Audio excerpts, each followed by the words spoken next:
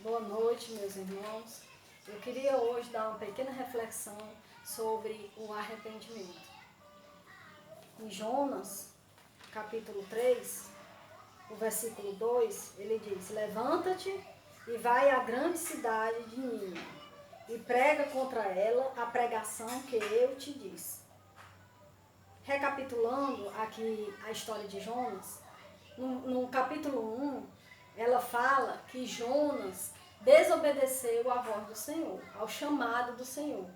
E Jonas pensou em fugir da presença de Deus, onde isso nunca acontece, onde o homem não foge nunca da presença de Deus.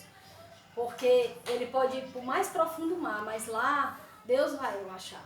Então Jonas, pensando que ia fugir da presença do Senhor, ele começou a cair devido de desobedecido à voz do Senhor.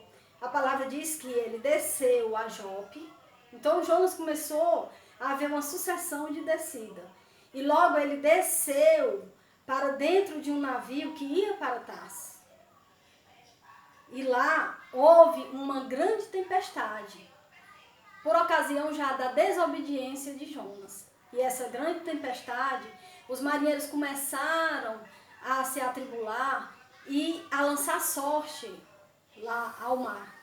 E a sorte caiu em Jonas. E quando eles foram olhar, Jonas novamente passou a descer, indo aos lugares do porão do navio. E lá Jonas estava dormindo um profundo sono.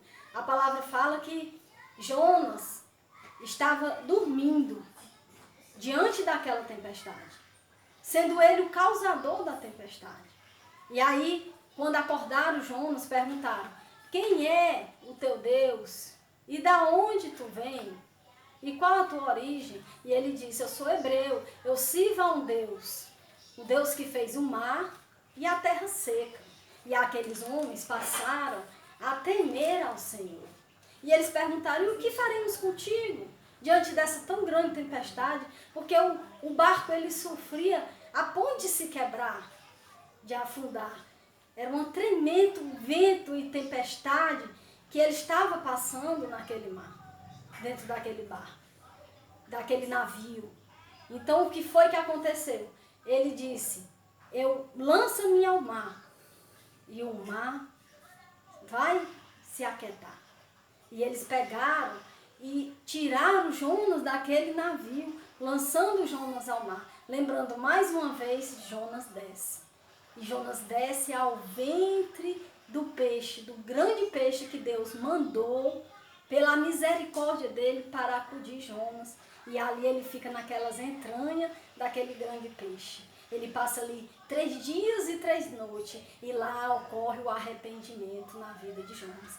Onde Deus, ele trabalha primeiro na vida de quem ele mandou ir a Nínive pregar, que foi Jonas. E depois que houve arrependimento na vida de Jonas, ele passou a trabalhar nos ninivitas, que houve outro arrependimento naquela tão grande cidade ali. Então, para Deus, nada é impossível. Nós vemos aqui que Jonas, ele passou a ficar no ventre daquela baleia, ali orando ao Senhor. E Deus ouviu a voz de Jonas, ouviu e viu que ele se arrependeu. E quando Deus deu a oportunidade da baleia vomitar Jonas em terra seca, ele foi fazer o chamado do Senhor. Então, aqui fala, no capítulo 3, que Jonas, ele começou a entrar naquela cidade, onde Nínive, ele era para ser percorrido em 3 dias, aquela pregação que Deus havia mandado. E ele percorreu em apenas um dia. E todo aquele povo, e toda aquela comunidade se arrependeu. A Bíblia fala que os homens de Nínive creram em Deus e proclamaram um jejum e vestiram-se de pano de saco, desde o maior ao menor. Porque esta palavra chegou ao rei de Nínive e levantou-se do seu trono e tirou de si as suas vestes e cobriu-se de pano de saco e assentou-se sobre as cinzas. E fez uma proclamação que se divulgou em Nínive por mandato do rei e dos seus grandes, dizendo: nem homens, nem animais, nem bois, nem ovelhas, provem coisa alguma, nem se lhes dê pasto, nem bebam água.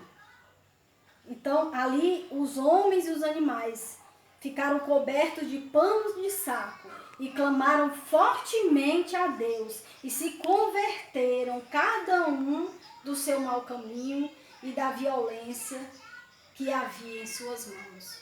Então, meus irmãos, a Bíblia, ela fala bem claro que quando aquele povo passou a se arrepender, houve ali novamente vida naquela cidade. Houve novamente o que Deus esperava, o que Deus pensava daquele povo. Os pensamentos de Deus a respeito daquele povo era justamente o arrependimento. Porque Deus não via como via o homem. Deus, ele nunca vê como vê o homem. Ele vê da parte dele.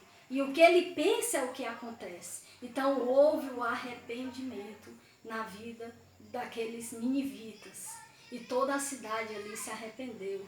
Desde o maior ao menor, como fala a palavra. O rei e os animais, tudo que tinha ali. Houve um jejum, uma proclamação. E ali houve um arrependimento. Houve um clamor daquele povo. E Deus ouviu a voz daquele povo. E Jonas passou a fazer o mandato que Deus tinha exercido para ele. Aqui no capítulo 4 diz assim: e orou ao Senhor, Jonas, e disse: ah, Senhor, não foi isso que eu te disse, estando ainda na minha terra.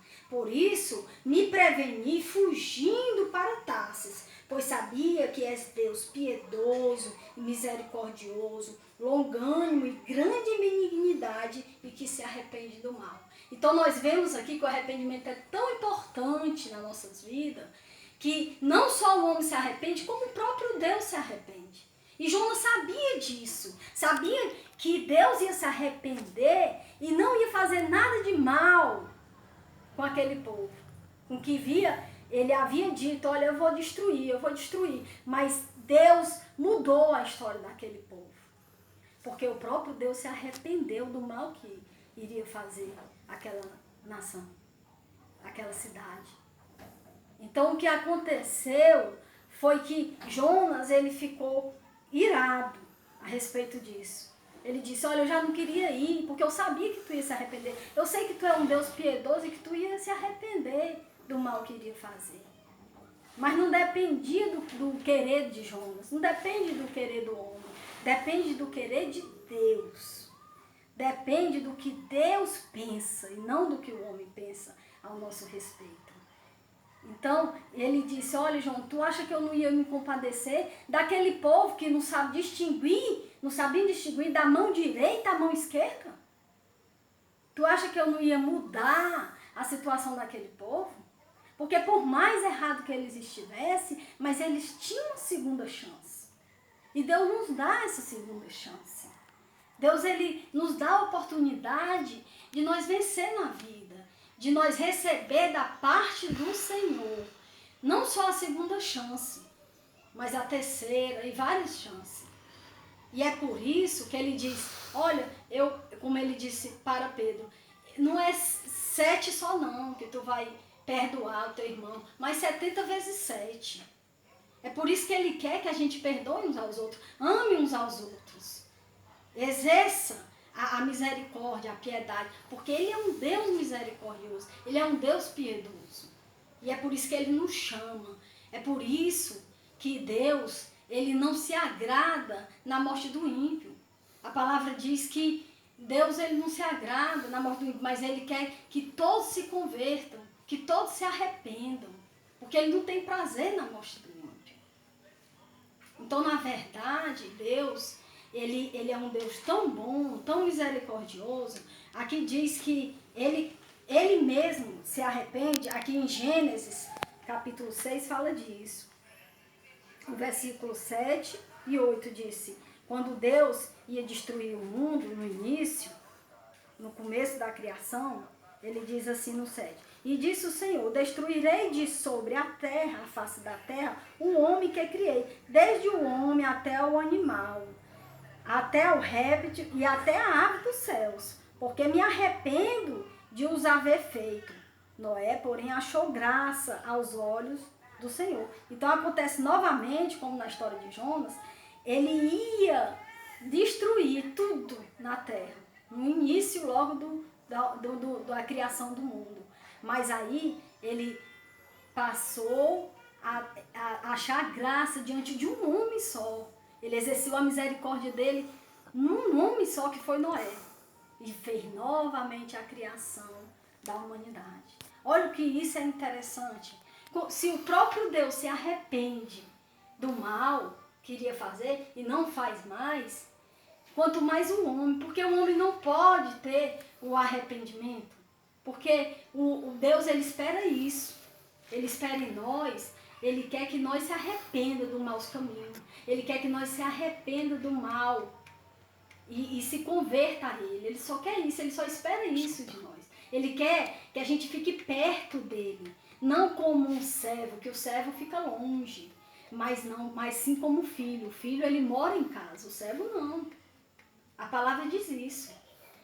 A palavra fala também do filho pródigo, que ele estava distante, longe, gastou tudo que tinha dos seus bens, mas quando ele voltou, Deus abraçou. Então ele não quer nós como filho pródigo, longe, distante, não.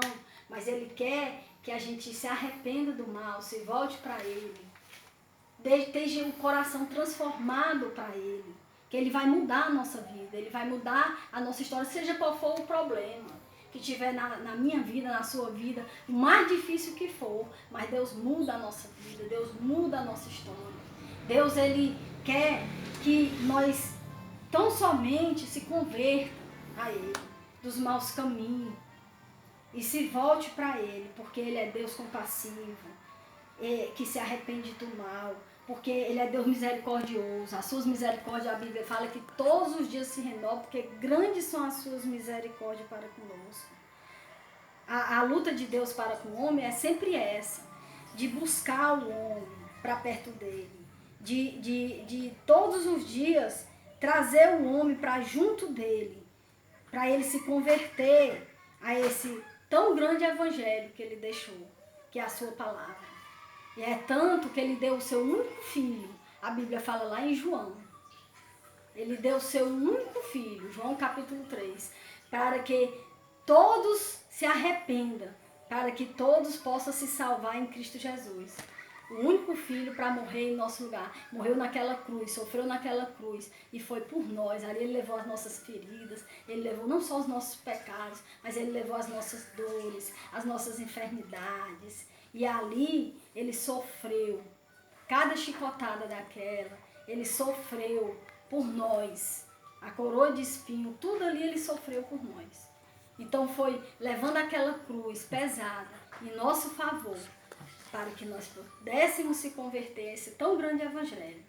Então que isso sirva de exemplo, a palavra do Senhor, sirva de exemplo para que nós possamos deixar os nossos fracassos, nossos vícios, e não como filho pródigo longe, mas perto, não como servo longe, mas perto como filho do Senhor, ali junto dele, para que ele possa nos transformar. Não primeiro eu vou me limpar, não, ele diz, venha como estás. Não espere se limpar, não. Não espere pelo amanhã, não. Não existe o amanhã, é hoje. É hoje. Então hoje você vem ao encontro do Senhor, que Ele vai transformar a sua vida. Ele vai lhe dar a vitória que você espera. Assim você creia nessa palavra, que ela tem poder. Ela não consiste em palavras persuasivas de homem, como diz Paulo, mas ela consiste em poder, em demonstração do Espírito e do poder. Ele quer que você nasça de novo, nasça da água e do Espírito, que é dessa palavra de Deus. E o Espírito Santo vem, entra na tua vida e transforma a tua vida. Não depende de religião, mas sim que você creia naquele que morreu em teu lugar, que é Cristo Jesus. Morreu no Calvário por você. Então que haja o arrependimento na sua vida. Seja qual for a circunstância, a situação que você estiver passando, possa haver o arrependimento e Deus vai trabalhar fortemente na tua vida, como Ele trabalhou naquela cidade de Nínive, como Ele trabalhou naquele povo dos ninivitas. E Deus vai levantar a tua vida, Ele vai fazer a tua história, é Ele que faz, não é você. É Ele quem vai te levantar, é Ele quem vai te libertar. Então você venha, porque Ele vai enxugar as tuas lágrimas. E todo o teu sofrimento Ele vai resolver. Ele vai resolver os teus problemas e vai te dar a vitória no Senhor Jesus. Eu quero aqui nessa noite fazer uma oração. Que você feche seus olhos e nós vamos orar. E se você quiser hoje aceitar Cristo Jesus, você pode levantar a sua mão e dizer assim: Senhor meu Deus, eu te recebo como meu Senhor, como meu Salvador. Entra na minha vida e faz de mim a tua morada. Perdoa todos os meus pecados e escreve o teu nome no teu livro, o livro da vida. Então você faça essa oração e Deus vai receber a tua vida lá do alto da glória, porque Ele diz: onde tiver 2 ou 3 na minha presença, lá eu estarei. Eu quero aqui orar novamente para quem está enfermo, quem está doente, quem está desenganado, que Deus vai levantar a sua vida em nome do Senhor Jesus. Pai, em nome do Senhor Jesus, meu Pai, abençoa, meu Pai, essas pessoas que estão ouvindo, meu Pai, aqui a tua palavra, meu Pai. Que o Senhor possa estar alcançando a cada vida, a cada coração, meu Pai. Onde tiver, meu Pai, um espírito de enfermidade, Senhor Deus, que caia por terra agora, seja na cabeça, seja, Senhor Deus, aonde for, meu Pai. Em nome do Senhor Jesus, do alto da cabeça à planta dos pés, eu digo que todo mal saia da tua vida para nunca mais voltar, em nome do Senhor Jesus. E que haja o arrependimento, meu Pai, nesse coração, que o Espírito Santo possa estar trabalhando na vida de cada um, meu Pai, e o Senhor possa estar abençoando, meu Pai, essa vida e abençoando e alcançando a cada lar, em nome do Senhor Jesus. Amém. Eu agradeço, eu tomo posse dessa bênção junto com você e quero aqui agradecer a Deus por essa oportunidade. E lembrando que nada é impossível para o Senhor. Creia, meu irmão, que você está curado e você está salvo em Cristo Jesus, para a glória de Deus. Amém.